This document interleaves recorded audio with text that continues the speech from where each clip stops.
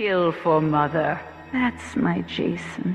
Depois de ter sua cabeça lindamente arrancada no acampamento Crystal Lake por uma garota aleatória, Mamãe Voorhees não teve sua vingança concluída. Mas é claro que isso não ficaria assim. Sexta-feira 13, o filme original, dirigido por Sean S. Cunningham, foi um sucesso surpreendente de bilheteria, desencadeando em uma das maiores franquias do slasher, a saga do Jason. Mas nem tudo começa de forma definitiva, visto que Pamela Voorhees, a famosa MILF, era a assassina do primeiro filme, que perseguia jovens que faziam sexo e fumavam maconha, metendo um machadão na cabeça e fazendo traqueostomia. Errada ela não tava, pelo menos em partes, já que os monitores do acampamento, bando de safado, preferiam estar se pegando ao invés de vigiar o moleque. Mas o grande lance é que esse garoto não morreu. Anos depois, Jason retorna para vingar a cabeça voadora de sua mãe e estraçalhar todos que meterem o pé novamente nesse acampamento amaldiçoado. Eu sou o Wes do Cinemania e tudo isso para dizer que o Jason retornou ao canal. O clássico Sexta-feira 13, parte 2, o segundo episódio da saga de um dos, se não o maior, serial killer de todos os tempos. O filme em que ele usa uma sacola de pão na cabeça.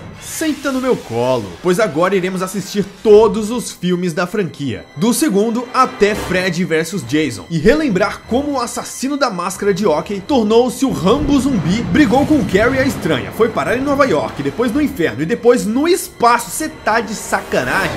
Não, eu tô falando sério. Essa é a trajetória maluca e sanguinária de Jason Voorhees.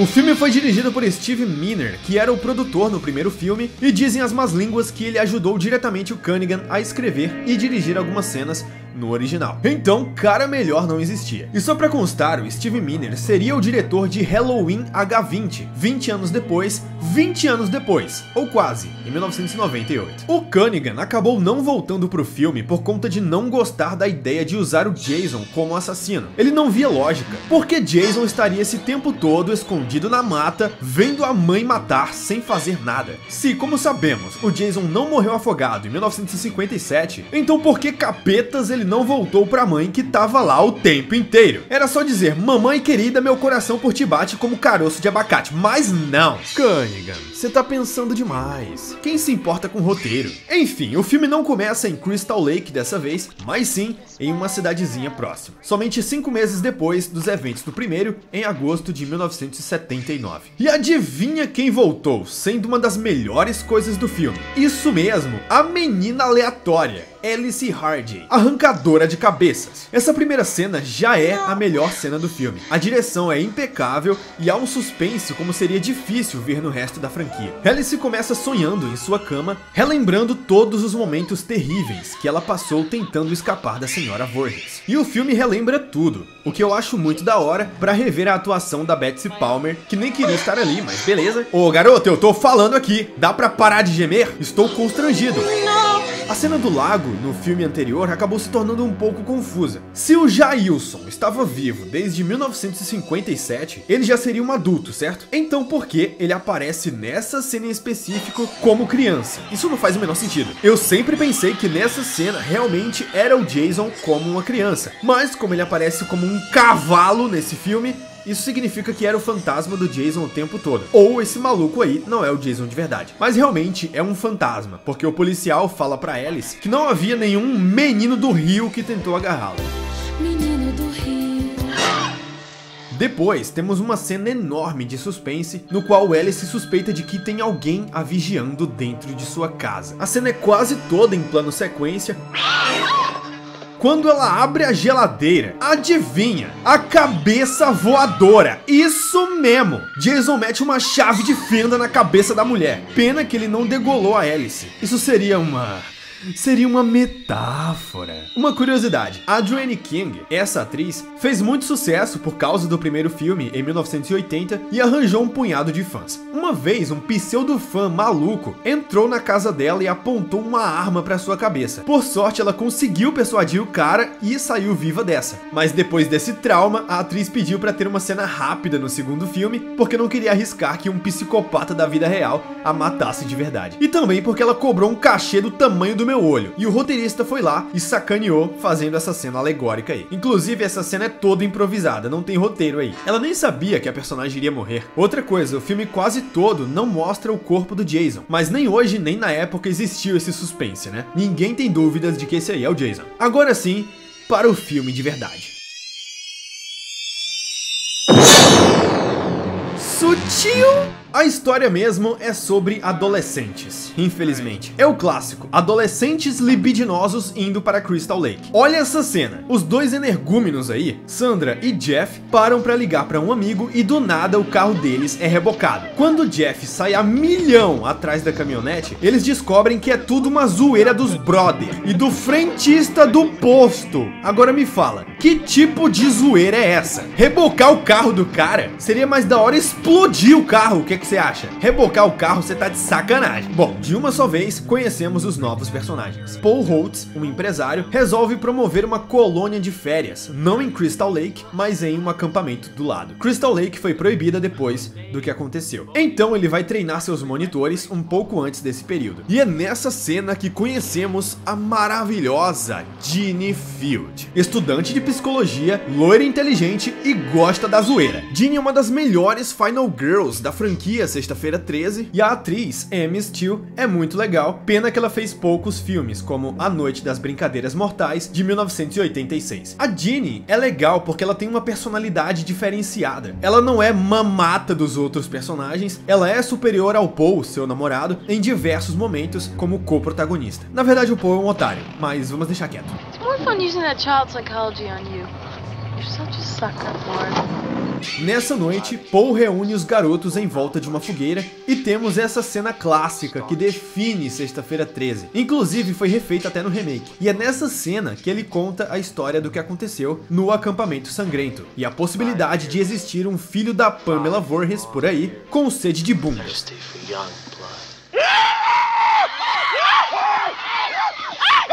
Só se esse for o Jason do crack, né?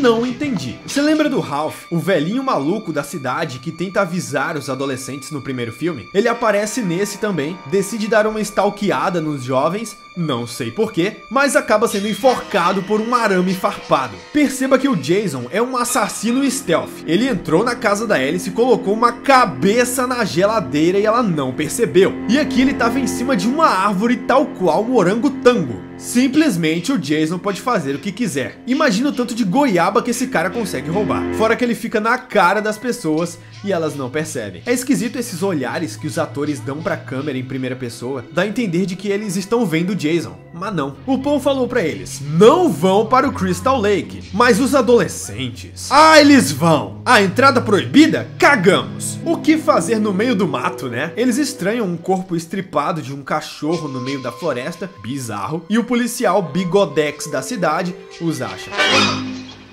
What are you kids doing out here? Ainda bem que não tinha dado tempo deles, né? Senão você ia ver a cena policial. Ia ser lindo. Detalhe, tanto o Bigodex quanto o Paul, que leva uma surra de bigode por conta desses dois elementos, falam que 5 anos se passaram em paz, depois do que aconteceu em Crystal Lake. 5 anos? Então, em tese, os eventos do primeiro se passam em 1979. A Alice morre ainda em 79. O filme dá um salto temporal, não indicado por ele, e essa parte do segundo ocorre em 1984. O Garoto Cronologia, versão brasileira. Bom, o policial vê de relance um carteiro da Sedex correndo pelo matagal do nada, então ele decide ir atrás desse cara. Corre, seu nóia, o bigode tá pesando! E encontra um casebre podre no meio de lugar nenhum. A casa do mendigo Jailson. Claro que ele vai entrar e é claro que ele vai levar um martelo no crânio. Uma morte clássica desse filme, que é cheio de mortes icônicas.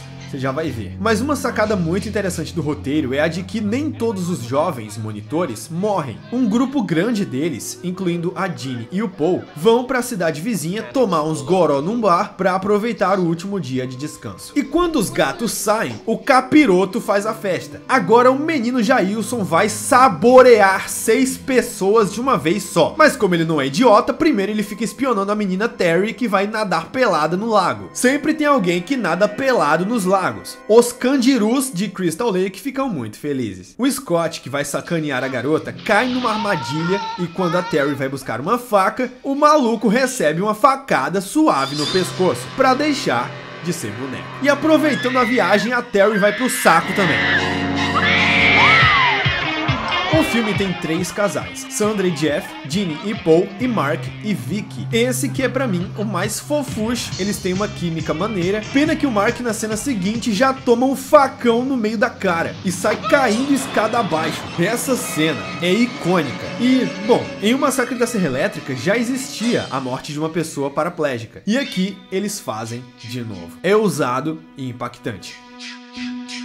Em seguida, morre a Sandra e o Jeff, empalados de uma só vez. Essa cena teve que ser extremamente censurada na época de tão forte que ela é. Então Vicky, em busca de Mark, vai checar o quarto onde os dois estavam e adivinha, Vicky é a primeira a ver o Jason por completo.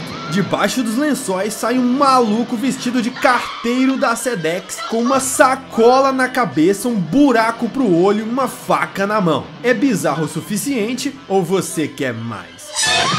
A Jeannie era a única que acreditava existir um Jason agora adulto naquela floresta. E ela tinha razão. O casal retorna para o acampamento e agora sim são atacados pelo Jason sacolão que estava mandando seus stealths. Essa figura esguia com esse pano na cara é muito sinistra. Sério mesmo.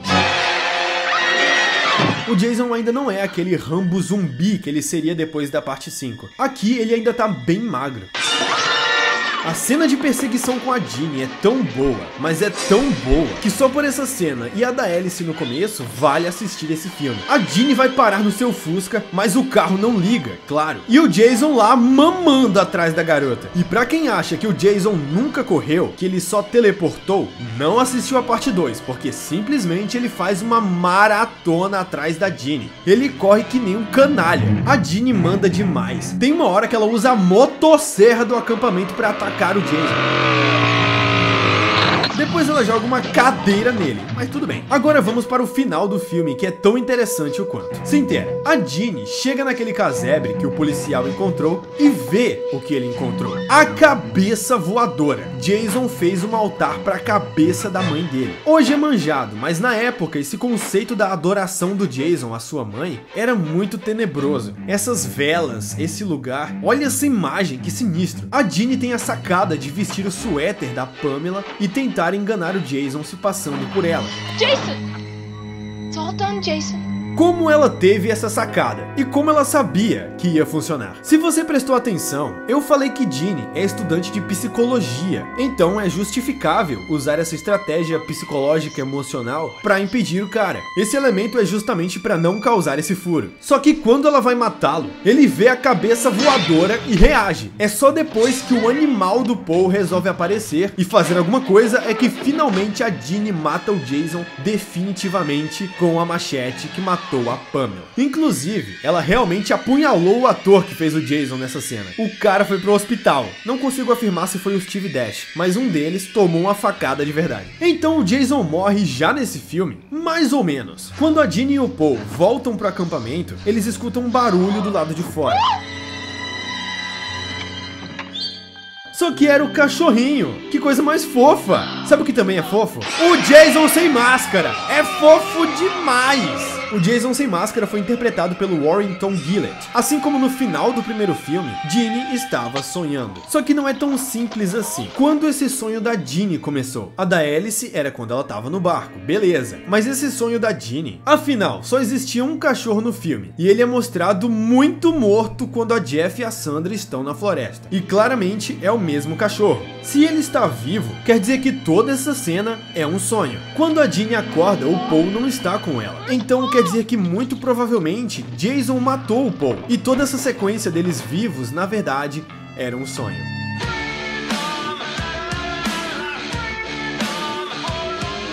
No fim das contas, Sexta-feira 13, parte 2 é realmente uma parte 2. Apesar de ter um salto temporal, sua relação com o primeiro é muito maneira e dá seguimento à história da franquia da maneira mais importante, apresentando um novo serial killer que entraria para a história, apesar de não estar em seu visual definitivo, mas mesmo assim muito bom e realmente aterrorizante. Esse visual, diga-se de passagem, foi completamente inspirado no filme Pânico ao Anoitecer, de 1976. A parte 2 é um dos mais aclamados da franquia, tendo gerado muita repercussão midiática por conta das mortes ultra violentas, apesar de no filme elas não serem tão explícitas. Mas no mínimo a do cadeirante gerou um completo alvoroço na época. Os personagens são ótimos, nenhum deles é detestável e a Final Girl é uma das mais queridas no gênero, embora ela apareça relativamente pouco. E apesar de ter alguns buracos de roteiro, nada que atrapalhe a experiência. Entretanto, se você gostaria de ver um filme com mais substância, creio que você não vai curtir tanto, porque esse não é exatamente o suprassumo do slasher. Ele é o clássico, é daqui que surgiu o gênero slasher. Adolescentes morrendo um por um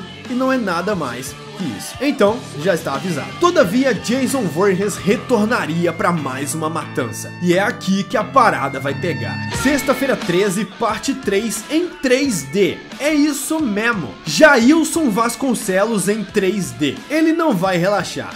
Ele vai trabalhar. Então, para não perder esse vídeo e muito mais, não esqueça de se inscrever no canal e ativar as notificações. Deixe o seu like e compartilhe para um amigo que curte a franquia Sexta-feira 13, assim como você. E se por acaso você se interessa em receber os vídeos antecipadamente, considere se tornar um membro do canal, assim você assiste pelo menos um dia antes e tem seu nome creditado aqui embaixo. Muito obrigado à galera que contribui. Vou ficando por aqui, até a próxima!